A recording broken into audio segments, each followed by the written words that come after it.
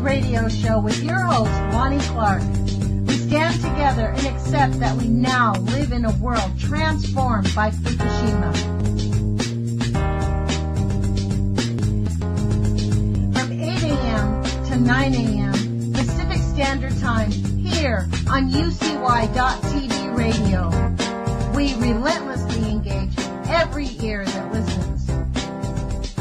We expose and confront the complete lack of accountability for the nuclear industry. Consider social engineering programs who view our bodies, minds, and souls as assets on a balance sheet. We discuss vital current issues, interview activists, and engage our audience in an effort to allow all voices to be heard. The Age of Vision radio show creates a venue that all will choose.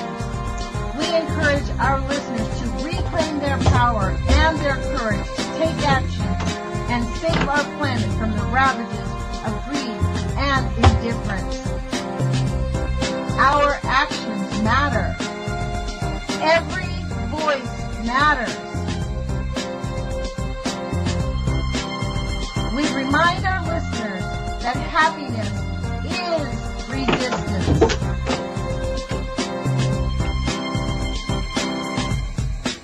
Love is greater than fear. Hello.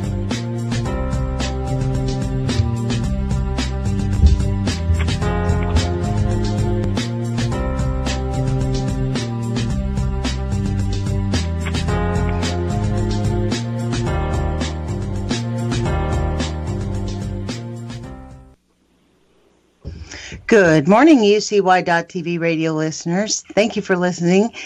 This is Lonnie Clark with the Age of Fission radio show. Today is May 4th, 2018. It's 8 o'clock in the morning here on the West Coast, and we want to thank everybody for joining us. It's Friday, and that means that I have on the line with me my co-host, Jerome Abear. Hi, Jerome. Good morning, Lonnie Clark. How are you? I'm actually doing pretty good. How about yourself? I'm just fine, thank you. Well, this week we had on quite a bit of interesting information on our show. I thought it was kind of started the week out very interesting, the way the shows all started. Tom rounded us off on May Day having a conversation about, philosophy, which is pretty much where he goes. But it's been an interesting week. I don't know about you, but I'm always astounded that about the details of this nuclear disaster. You know, on your show you talked a lot about Hanford. Yesterday you had I always want to call her Karen, Nancy Newell, yes. And it's astounding how, I'm just astounded how people can spend their lives. Basically, Nancy spent a large portion of her adult life, like Levi Halevi, being affected by nuclear and being activated by it. And I just can't get over that we've made so little progress, even though it's been so damaging to so many people. Yeah, well, the thing is that not everybody has put two and two together. I think maybe that's part of it, Lonnie. Now that we're up to every 3 to 4 of us will get cancer in our lifetime now. That's pretty good. 40%, that's enough cancer where people will start to take notice. Yeah. Hey, Jerome, you sound pretty far away in your phone. You sound like you're far, far away. Hold on. Yeah. That might make us sound better. Not really, but I guess that's what we've got. We've got that. We didn't really get a chance to do a sound check before we called in, so I guess that's as good as it gets. Yeah, I think, yeah. Sorry. Okay. That's all right. Yeah, it is bad. Well, everyone, think about how many people we know that have had cancer or get cancer or, everyone knows somebody with cancer. But this is the other part of that. Everyone wants to think about the cancer thing. Think about all the other things that you get that aren't cancer that we don't hear about, that people get. The autism, the diabetes, the heart disease. Birth defects. Yeah. The question is, Jerome, how do we get people to care about it? I mean, you know, in these activist circles, we often hear this, you know, well, people just don't care. They don't care. It's hard for me to believe that people don't care. I think people do care. I think they are just, I don't know. I think they're just so overwhelmed by the facts that they just check out. They figure, well, there's not much we can do about it, so we just have to live the best life we can, and that means don't stir the dirt, don't demand that these nuclear power plants get closed down, don't take to the streets, just allow them to keep poisoning us, you know, and hopefully our family will get through it, you know. And also, I think that on a base level, most people really have a hard time believing that their government would, A, lie to them, or B, poison them willingly. So I think that there's a certain trust that people have in the alphabet soup agencies, for instance, you know, in the NRC, who says there was no harm done, everything is fine, don't worry about it, there's nothing to see here. Okay, well, you're perfectly safe. Okay. Oh yeah, there was a spike of cancer, but it's because people were drinking alcohol, smoking cigarettes, and not having a healthy diet. That's why all of a sudden people have tons of cancer. That's why we gone from, in the 1920s, one in 50 people getting a cancer over a whole lifetime, or less than that, to now 1 in 4. 25% or more, goes up to 40% in some places, like on the Colorado Plateau. 4 out of 10 people are going to get cancer. Now, are they going to go for the line? I guess we've got to let enough people who don't smoke, who do have healthy diets, who do live healthy lifestyles, get these cancers. Where they go, well, hold it. They tell us it's diet and lifestyle, but I have a good, healthy lifestyle. Why do I have cancer? You know, and why do I have lung cancer?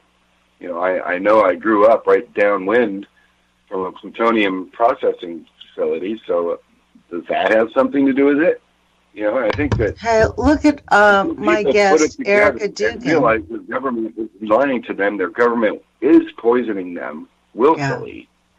This is the part that's hard to accept. See, this is where we're at. It's not just, quote, the government. You know what I mean? Like, it's the whole system. It's not just the government. It's every single person involved. It's not the government, because the government is made up of human beings.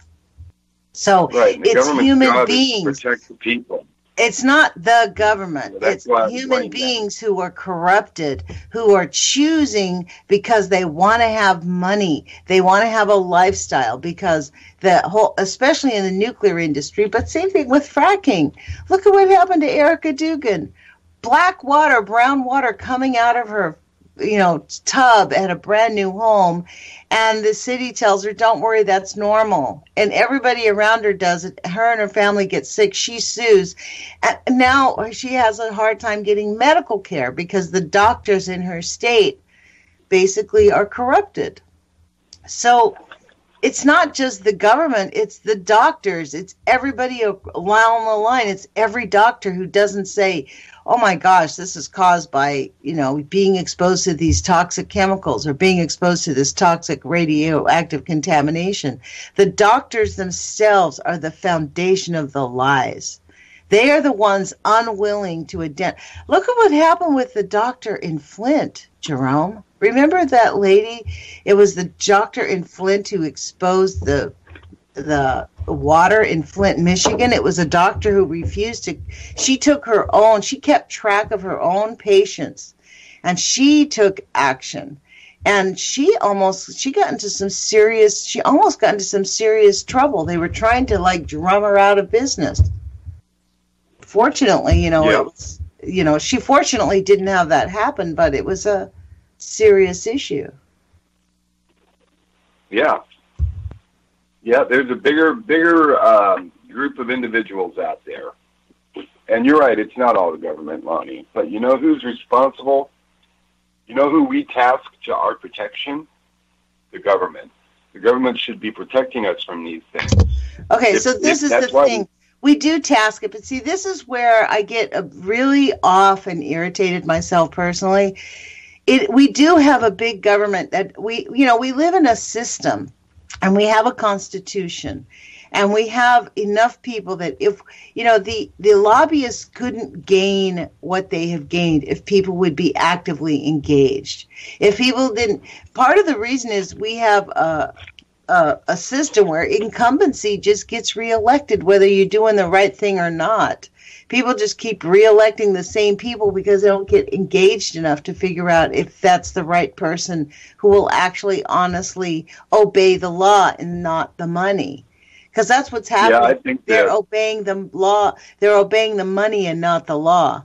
I mean, even at every level. I mean, this is where that push and pull, the tug with the whole Trump treason, frankly. I mean, he's perpetrated treason. This guy doesn't understand what the law means. He may not be un-American, but he's definitely perpetrated treason. He has no concept of what the law is because he runs like a criminal and a thug, as we've seen in his administration. So there's this push-pull of Mueller's doing an investigation. They're going by the book, strictly by the book, and really following this thing down the line. Now, because they're going by the book, we'll likely won't get any kind of conviction, and this traitor will be able to keep doing what he's doing because they can't, unless he's really perpetrated some serious hardcore crime, which, frankly, it actually does look like with this whole Stormy Daniels things. They have no idea that, John Edwards lost his election because of this same kind of thing. John Edwards got into some serious legal problems for the same kind of thing that has happened with this Stormy Daniels thing. There was, I don't know if people remember, but John Edwards, his attorney paid off his baby mama to keep her trap shut. He had a whole little secret family. It ruined his career.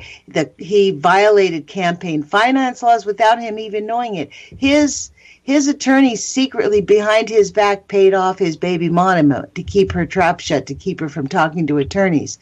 John Edwards and the attorney were convicted of campaign finance laws.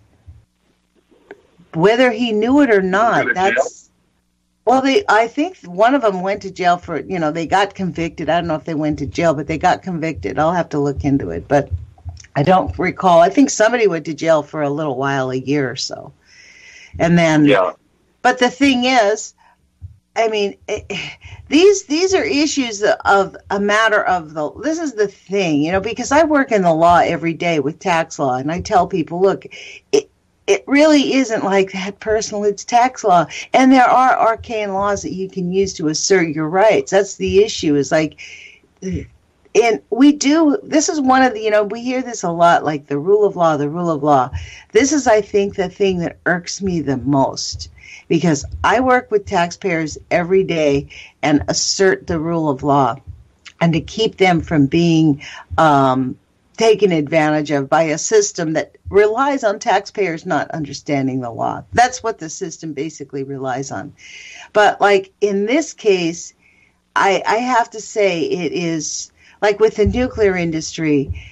When Mr. Trude told us that story about when the NRC inspector was there, and his boss held his finger up to his lips and told him to shush quietly, and the NRC inspector looked away. In my view, that is a felony. That is against the law for that inspector to turn away. And that's what we have now. We have a bunch of inspectors going out there doing their job, seeing exposed pipes, and not just in the NRC, but also the EPA, because they could not see the problem. It's almost as if, like in St. Louis now, it took the people of St. Louis 5.5 years to get the EPA to just admit there was a horrible problem there. And now they're beginning to really have conversations about moving the rad waste and doing things. They're talking, it's still a slow slog. It took them 18 years to move the waste from Coldwater Creek.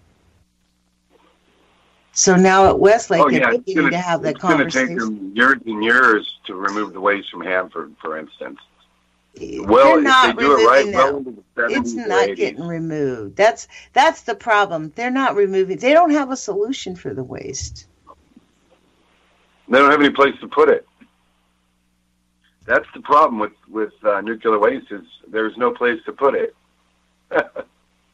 Pretty much. Which is why every nuclear power facility needs to shut down, because we don't need to keep making more. It's a bad enough problem with the waste that we currently have. Yeah. But who's going to start? What do you know mean? What I mean, Lonnie? Who's going to start? Who's going to Germany. Country. Germany has shut down all their nuclear power facilities. Yeah, they also getting rid of all their nuclear weapons, and also the processing and production facilities to maintain their nuclear weapons. You know why? Because Angela Merkel is their leader. She's a physicist. They won't. They won't. They never will, because nobody can ever give that up until somebody does it, and that's the catch-22.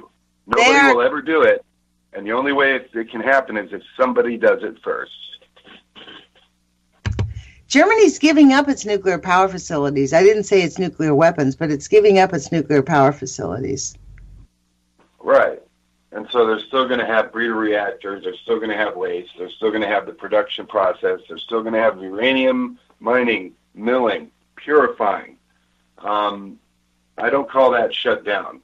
I'm sorry, Lonnie. Well, they shut down their nuclear power facilities. That's a big thing. Their nuclear power facilities are not producing mountains and mountains of waste every year now. That is a big plus. That's a step.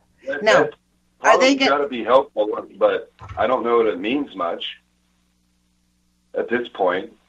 Well, then I guess that, Jerome, if you were to take that point of view, then you would say that it doesn't matter if any nuclear power facility shut down at this point. I mean, it's kind of like the guy. You're right. I mean, at this point, that's the government's argument. That's the argument of the perpetrators. Like, you're going to die anyway, so let's just keep punching you in the face. Like, no, it's a good thing that Germany has shut down the nuclear facilities in their country. It is a good thing. Yeah, but I'm not going to give any country kudos for going green or not nuclear unless they get rid of their weapons program as well. Because you're still going to have reactors running. They're going to run them even hotter. They're producing the fuel. It's just that's why it won't. That's why we're kind of stuck with it, I think, Lonnie. And I'm sorry to have to say that, but I've come to the conclusion. I disagree, and I challenge you to change your thinking. You and the rest of the world. I challenge you to change your thinking. Our thoughts are things. I'm not going to stop fighting against it. Don't get me wrong. Change your thinking. If you want to change, the way to change the impossible is to believe it's possible. So if you just say to yourself, well, I guess we're never going to shut it down, it's never going to shut down, Jerome. This is exactly what we're fighting out in the real world. It's not. We don't have an option to say, oh, it's never gonna shut down. Our only option, our only hope for humanity is to continue to demand that they shut down, continue to the cessation of all nuclear weapons, and the rationality to go back to humanity. Because at some point, they're going to use nuclear weapons, and I personally believe sooner than later. The closer Mueller gets to the lunatic in the White House, the more dangerous this planet is. He has access to the greatest weapons on Earth, to the biggest army on the planet, and the closer it looks like he's going to be caught and finally held accountable for everything in his life. You know, this one act will hold him accountable finally. This is a person who's never been held accountable his entire life. He's been able to bankrupt and cheat and destroys people's lives as often as he wanted with impunity. And he thought he could walk into the White House and do the same. And as soon as he gets close to having a conviction, I think that's when we have our greatest threat to humanity right now. I think he is a walking danger. And frankly, this whole thing about no nuclear weapons, it's always been the United States who really promoted nuclear weapons, who wanted the nuclear weapons. The United States had Operation Paperclip. We brought all the Nazis in and let them infiltrate our government and created a nuclear program. Where do you think the Germans got all their nuclear plants from in the first place? I beg your pardon? Where do you think the Germans got all their nuclear plants and got started from it? And France. We proliferate. The United States has spread nuclear power, and we are actively spreading nuclear power. And now with our new small modular safe reactors, we're going to be able to proliferate even further into smaller communities that are farther off the grid, that don't need rivers, out in the middle of the desert, places like that where you could never get them before. We're going to be able to. The small nuclear reactors are the newest design, but people can push back. We have got to get people to understand that these small nuclear reactors, they're not built, right? They are not up and running. We can put the energy out there to convince people that these things do not belong in their communities. We stopped it here in Oregon from being done. They wanted to plant them here in Oregon. And that's guess what? Just yesterday, they have granted approval in Oregon. Corvallis. What do you mean they granted approval? What are you talking about? SMRs and Corvallis. And you'll see that they had a council or some kind of meeting. Let me pull the article up real quick, Lonnie. No, I think what you're talking about is that they got approval. The SMRs got license approved. The first U.S. company to market the small modular reactor. Yes, but that's not approval in Oregon. Read the story. That's not approval in Oregon. That got a license from the NRC. Right, that's the next step. No, and they but gave then look, $40 million to help. Jerome, I don't mean to sound. I am frustrated, but the process goes. The NRC is going to license them so they can put them in all 50 states. That's their plan. That's their plan. The NRC's mission is to do two things. One is to promote nuclear power. Two is to protect public health. You can't do both at the same time, so they choose to promote nuclear power. They've chosen. But that does not mean it has to come to all 50 states. They gave them approval. That's all they have is approval. That doesn't mean that the communities will allow them to be built if people can stop them. If the people living in the communities understand. Lonnie, you're going to let me talk here. You keep interrupting me, Lonnie. I'm sorry. Go ahead. Really, you're not listening to me. We're having a conversation. On Monday, the Nuclear Regulatory Commission announced that it had completed Phase 1 of its review of the company's design certification application. And they announced the U.S. Department of Energy has awarded NuScale $40 million to help with development costs. So the full review is expected to take roughly 4 months, but the first phase is considered the most comprehensive part. And now that they're through the first loop, it's just basically details. And in Oregon, I don't know that they're going to put them in Oregon, but I guarantee you they're going to put them all over the place in the third world. Anywhere. And also, they are also going to put them on military bases. You can pop one of those in, And they plan to put 8 or 9 or 10 of them all next to each other in a big, giant facility. And somehow they think they can control 10 nuclear reactions at the same time if you have some sort of a Fukushima-like event that occurs, a catastrophic earthquake or something. It's no way. It's very unsafe. Because I looked on what do they call themselves? The Society of Concerned Scientists? The Union of Concerned Scientists. Did an entire paper on these, and they found that, one, they have potential fire and explosion hazards.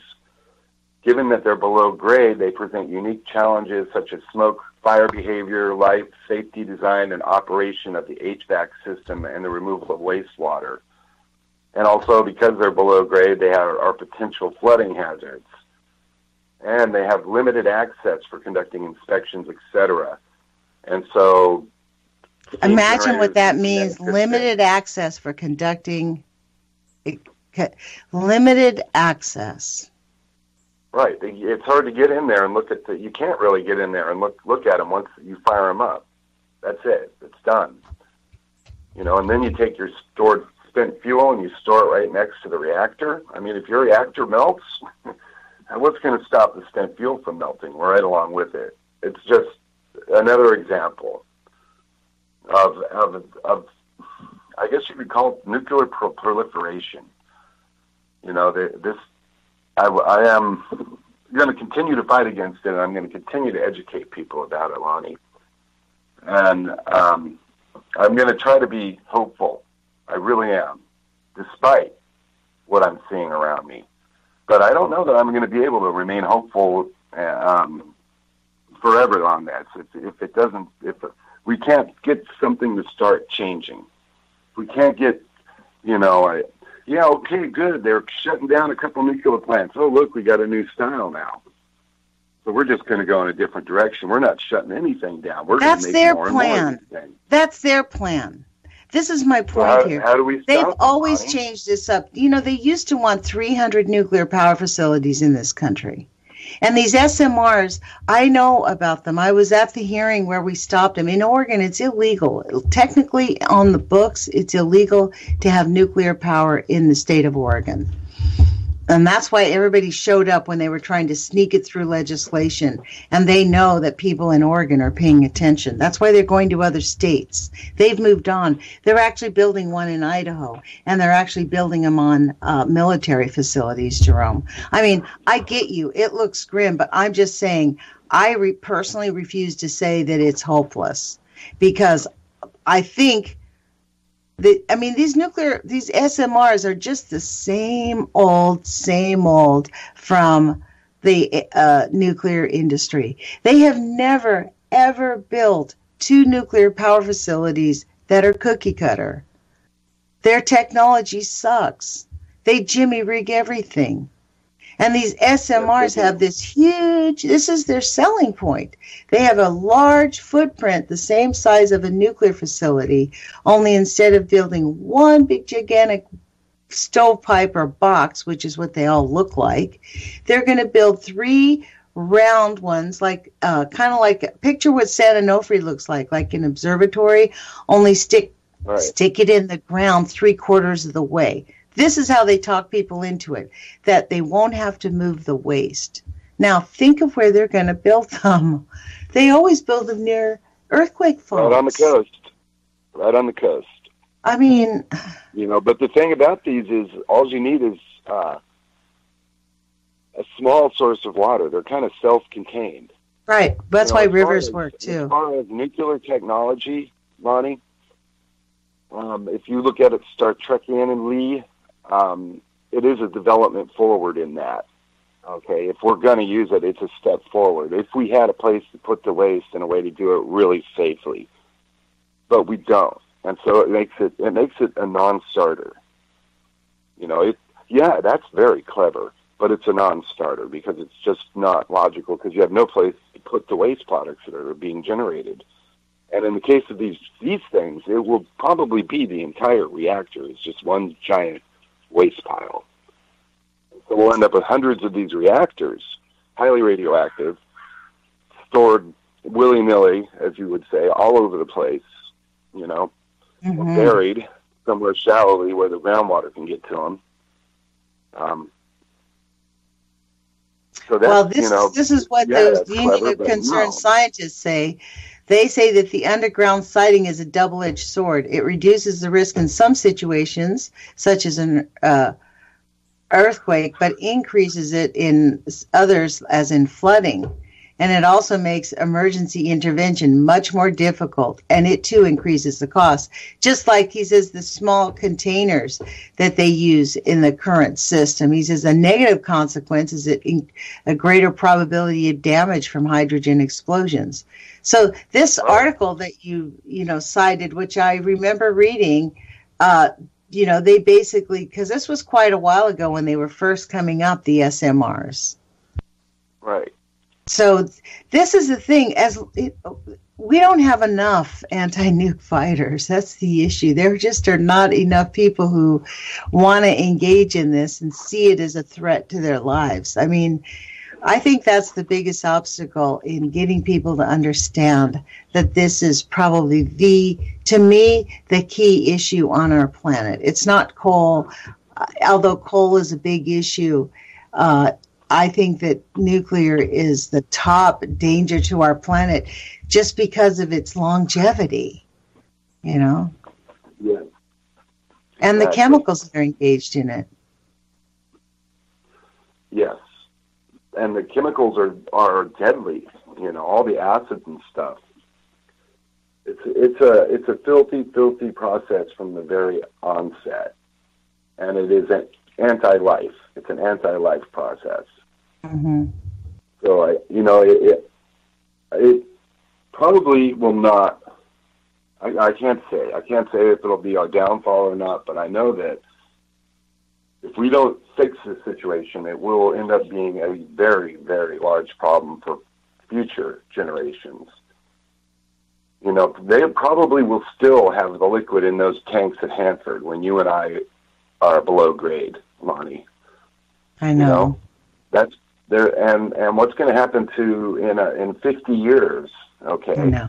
Like, well, guess what? We've lost 40% of the waste. Well, where did it go? To the Columbia. Well, why are we still using the Columbia River? Well, it was diluted.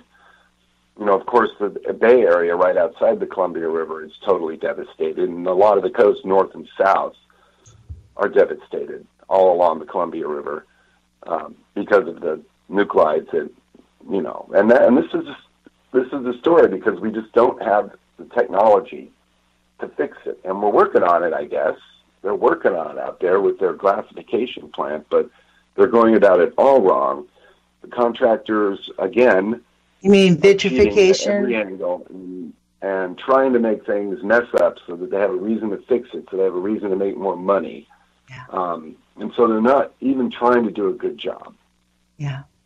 So then we don't even have the willingness in the people who are supposed to be doing the job to do the job correctly. And I guess that's where we, the people, we need to be. If there was 10,000 people outside the gates at Hanford every day saying you guys need to get 20 contractors in here, we need to spend $1 billion a year and fix this, or 10 or 20 billion, whatever it takes. This is a threat. We need to get rid of it. This is a much bigger threat than Russia or North Korea or anybody else to the life of the people of the United States. The government of the United States has waged war on the people of the United States, and it is a time bomb. And the time bomb is ticking, and the people who are running the government today will all be dead when the time bomb goes off. And so there really is no accountability. There is no accountability because all that's so far down the road. Nobody's going to die this week.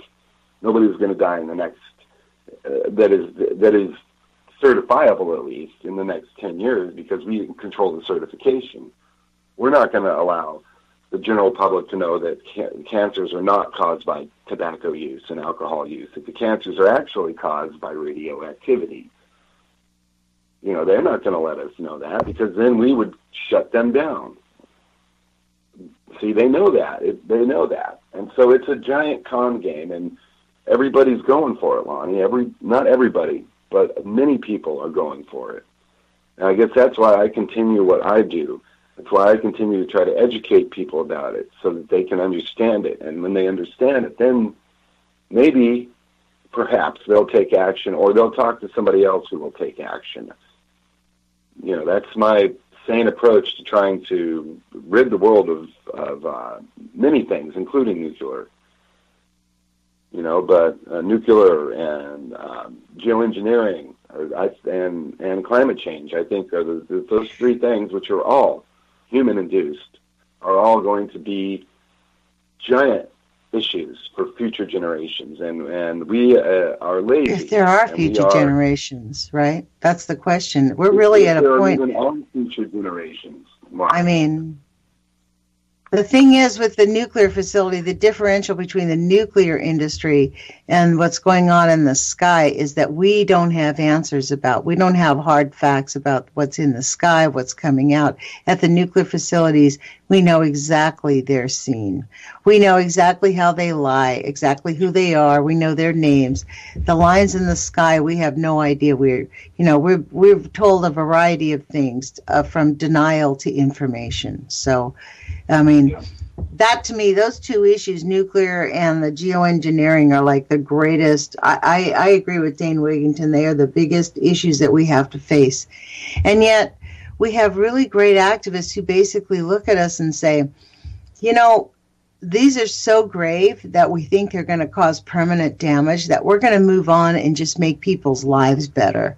We're going to help the homeless. We're going to work to help people's lives improve on a personal level, because we know that we're not going to be able to, wasn't it you who said you don't believe they're ever going to close the Columbia generating station? Wasn't that you that told me that? I don't know. No, they've got to close it. Columbia generating station. It's too old to continue running, really. But they want to extend it 40 more years.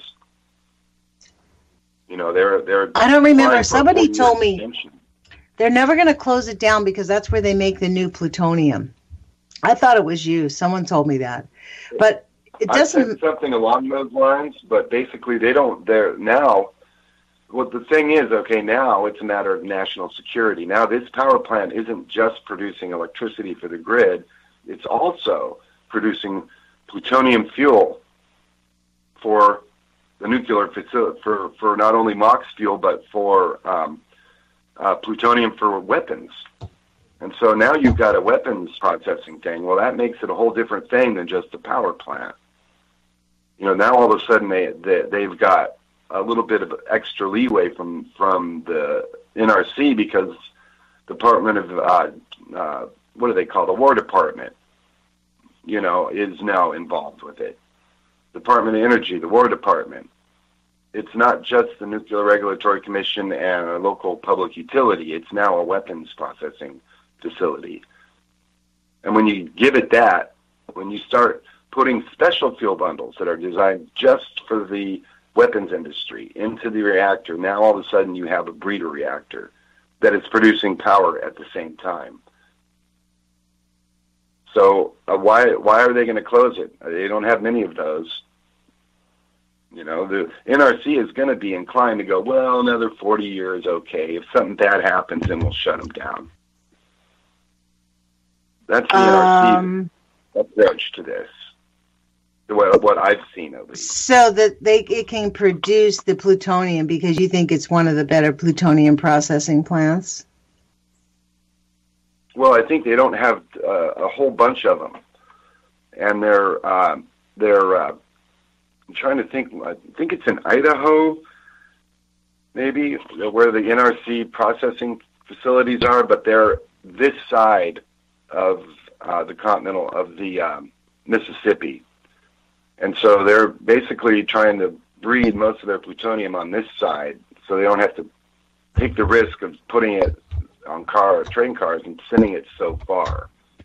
It's all about location. This is close to, and I think in Texas also they have processing facilities. Maybe it's Idaho and Texas. I think it's Idaho and Texas are the two biggies. Mm-hmm. And so it's right up and down the road, right? You don't have to go across the continent. You just go straight up and down. And I guess you could get your plutonium from the East Coast, but hey, we got a reactor, why shut it down? That's their thinking. They aren't even thinking, I wonder if this thing is still safe to do that. I wonder, it's been operating for 40 years. I wonder what another 40 years will do to it, or 20 more. 2040 is what? How many years from now? 2 is 30, 32 more years. Yeah. They want to run that power at 100% for 32 more years. So check this out, Jerome. This is what it says, that the plutonium is, when operating at a typical 1,000 megawatt energy nuclear power reactor, contains within it uranium fuel several hundred kilograms of plutonium. So the list, I looked up the list of all the 1,000 milliwatt nuclear reactors, the one that have the potential of doing that. There's a huge list. The Bruce nuclear generating station in Canada does too. And there's also one in Japan. But I'm nuclear, but I don't know. The Catamom, they're all over the world. This is the scary part, is these nuclear power. The Pickering generating station is one of them. That's here in the United States. But most of them are not in this country. The Bugey nuclear power plant, Browns Ferry, which they're wanting to close down because it's dangerous, it's falling apart. But so I get what you're saying there, because this is not, they don't have very many of them. And actually around the world, it doesn't look like there's very many of them. No. That have that 1,000 megawatt. It's very, very hard to breed plutonium without dedicating the entire reactor to it. Like at Hanford, all those reactors that ran around the Columbia, none of them produce electricity for the grid. They all just produce plutonium. They would stick the uranium fuel rods in there, fission them, create the plutonium, and then dissolve it in acid and extract the plutonium and remetallize it and turn it into triggers. Sometimes they over-enrich the plutonium, and the over-enriched plutonium isn't good for weapons, and so that's why they're using MOX fuel. That's metal mixed oxide fuel, because the plutonium-241 and 242, which occur if you let it go too long in the reactor, are not good for making bombs, but they're fine for using to make nuclear power. And so basically it's just an in and out. You got to time it perfectly process. It's very filthy. All of the acids and stuff I discovered yesterday, they cannot reuse those. They have a million or a 500,000 gallon batch of acids and other chemicals that they're dissolving these fuel rods in, and then at the end of it, they filter off as much of the metal as they can, logically, for the cost, and the rest they just dump. And then they get a brand new batch of acids and other chemicals to start the next batch, I guess you could call them. So it is so irresponsible how they manage all of this, though, Jerome. This is the thing. Yes. It is really like suicidal. That's the thing. The people working at these facilities. But, I have to say, when I talk to people, including my own family who live near nuclear facilities, they think that I'm just being overly, cautious. Sorry. But it's kind of that same mentality also when you talk to Americans, when you tell them that you don't eat packaged foods.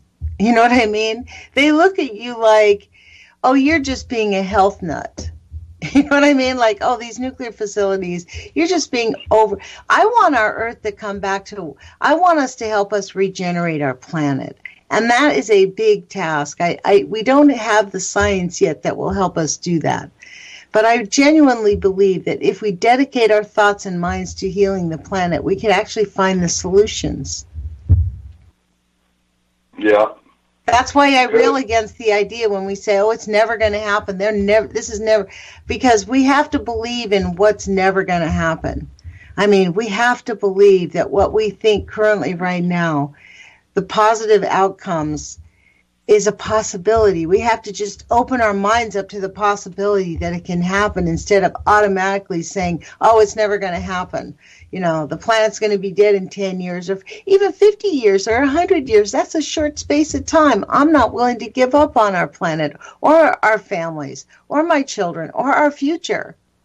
I mean, if it means we go down swinging, we go down swinging. But I think we have to believe in the possibility that we can stop them, that we can actually get them to shut these things down and spend some money to figure it out. That's going to be the primary directive, is figuring it out on planet Earth. How do we, remediate the ill that we've pushed on them in the quest for energy?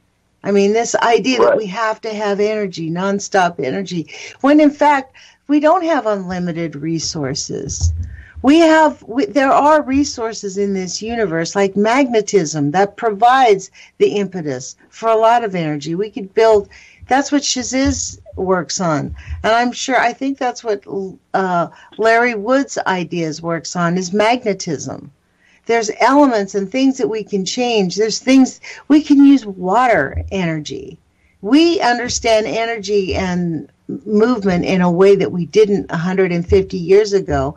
When these nuclear facilities were being built and designed 80, 90 years ago, the idea of water, it's beyond comprehension that they are going to stick to this plan because they want to have war and they're going to destroy the planet. It's and it is not because they want to have war. It's because they claim that they are preventing war. And that means they want to have war. People that have weapons want war.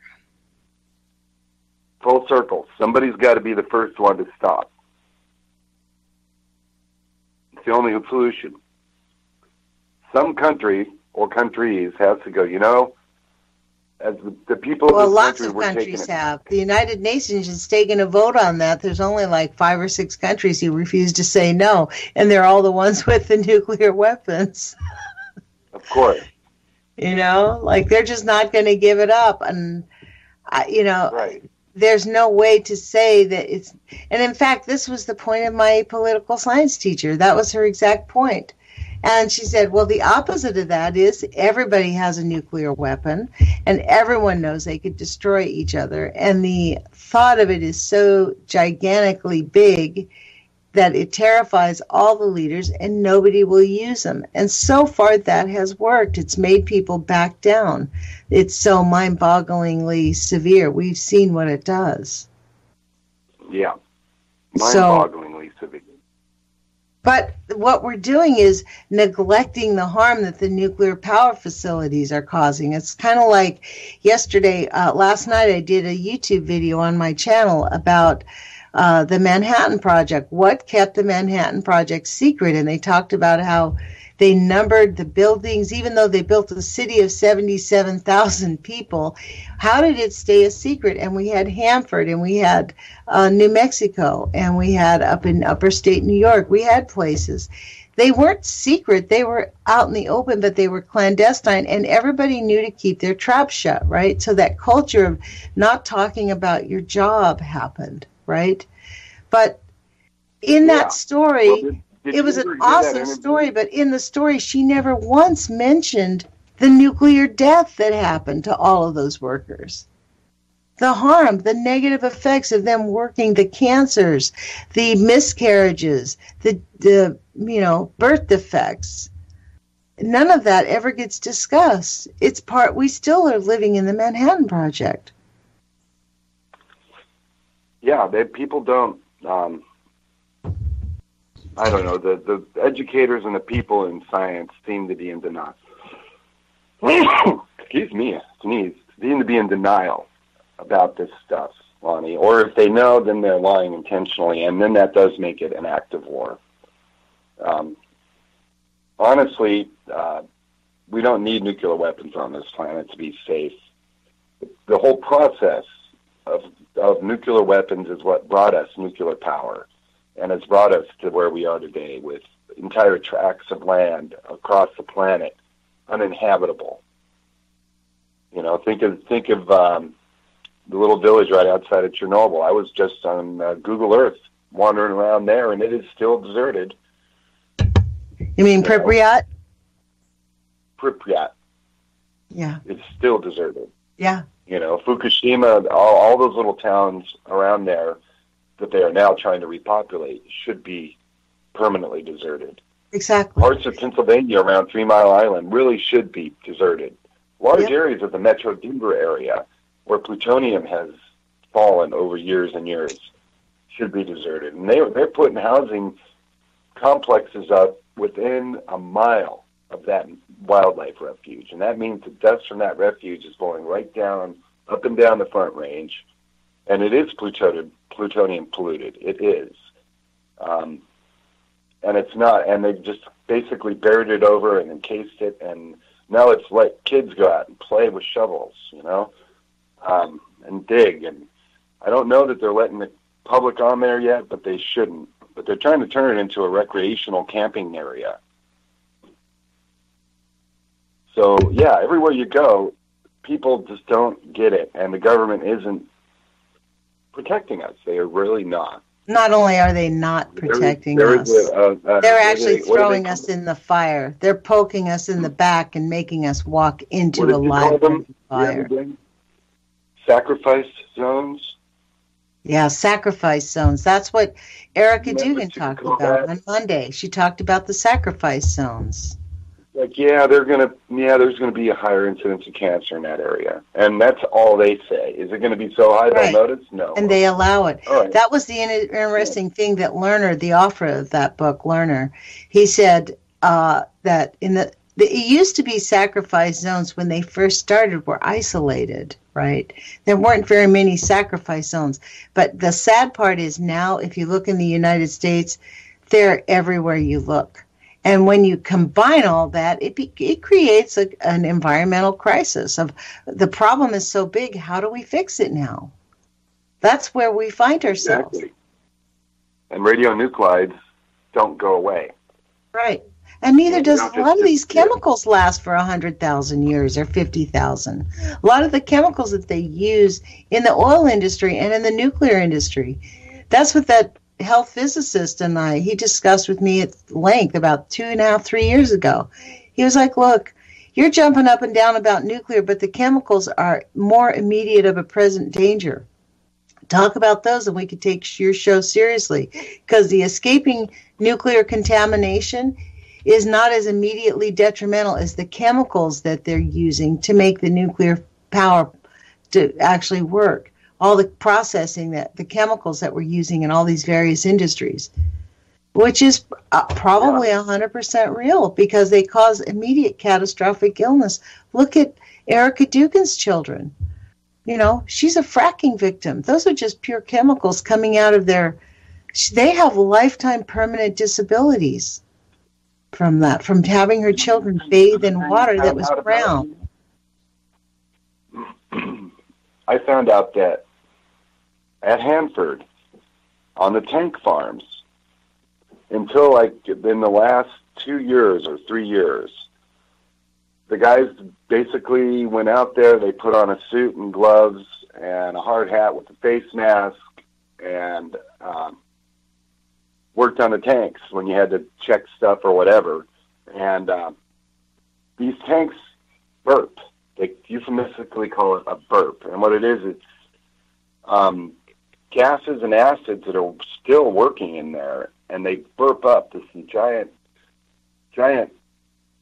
vapor cloud, okay, and that comes out of the vents at the top of the tank and blows across there, and anytime they have to open the tank to access it, then it can get out, is what it basically is. It vents out the hole or whatever they're poking something into, and a lot of guys got permanently disabled and sick for years and years, and finally a whistleblower, and he got fired for it, was like, you know what, people are dying and it's connected, and you guys are losing workers, and we got to figure out a way. We need to have a oxygen, full 100% oxygen environment for those guys inside of a closed suit, an environmental suit.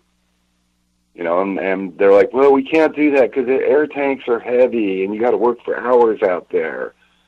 And this guy's like, well, so have you ever heard of an airline? Airlines aren't heavy. Do it like an astronaut. Run an airline to the guys. But you got to do something, because every time you open those tanks, they belch out huge amounts of acid, fluorine, God only knows what mixture. And it's a chemical mixture. It's not radioactive. It's the gases from the chemical processes that are still ongoing in those tanks. So, yeah. That's another thing. We can't even move or get close to this stuff without killing ourselves. That's what we brought. We brought a problem to which there really is no solution at this point, and we need to find a solution. I think that's maybe that's where it is. Is if we offered a solution, maybe people would start to listen, Lonnie. Perhaps. Well, I think the solution is that we as individuals need to demand the science, that we need to free the scientists. I have a protest sign, free scientists from corporate control. We need scientists to be able to actually honestly look at this. I mean, one of my pet peeves that I really did when I first got involved in this, hang on just one second, was I was really obsessed about the fact that the IAEA has authority and censorship control over the World Health Organization. That has to end, because at the basis of it, the International Atomic Energy Agency oversees all these nuclear facilities, and ultimately they oversee all the medical reviews of, any of these nuclear catastrophes. I mean, the reason that we did not have scientific studies coming out of the World Health Organization for 5 years after Chernobyl is because of the IAEA. They chose to not allow the scientists, the doctors, to go there to study the people for 5 years. And then they allowed them only to study children, and then they allowed them only to study 3 types of cancer. So now in all of their documentation, they say that at Chernobyl, very few people died because they weren't looking, and that only 3 types of cancer happen in only children. Hello? Something's wrong with the picture. This is what I'm talking about. I think that's our solution, because as people who are non-scientists, we're not nuclear scientists. We can't give solutions. What we can give is solutions on how to fix the reason why we're not finding solutions. I fully support the independent World Health Organization, which was made up of doctors who protested, who left the World Health Organization after being controlled by the IAEA. Just last year, they gave up. They had like a 25-year vigil where they stood outside the IAEA every day for 7 days a week and asked them to please change the contract between the World Health Organization and the International Atomic Energy. They stood outside, I think it was the United Nations in Europe, in their headquarters or downtown, because they needed to have a new contract. These are doctors who were saying, in order for us to find the truth about what nuclear does, we have to be able to truly investigate it without censorship. I think that's where our action lies, is outing that kind of information. Yeah. Did you see Nuclear Hot Seat, her Chernobyl special? I think it was 2 weeks ago. It's awesome. Knocked it out of the... And that Romanian woman that I think she was Romanian or Bulgarian woman that she interviewed, and how she was talking so casually and candidly about, oh, God, yes. If your baby isn't mutated, then you're considered a freak in Romania. That's how bad it is. It's so bad that almost every child has some sort of genetic malformation occurring at birth. Okay? Think about that. Think about what that means for 3 generations down the road. That means the genetic damage is cumulative and continues, and the radiation continues. And that's why they're continuing to get malformations, because that whole area was blanketed with cesium and strontium. That's right. And the people who are living in it, they're living in it, they're breathing it, they're eating it. They're drinking it. Well, that's their reality, and this is why we're here. We've got about 30 seconds left. So, Jerome, this has been quite a lively conversation. I've really enjoyed it. I like these Friday roundups of our weekly ideas. I think it's a good idea. And I really appreciate it. You can find Jerome as the Sane Environmentalist on YouTube. My YouTube channel is Nuts for Art, NUTZFORART.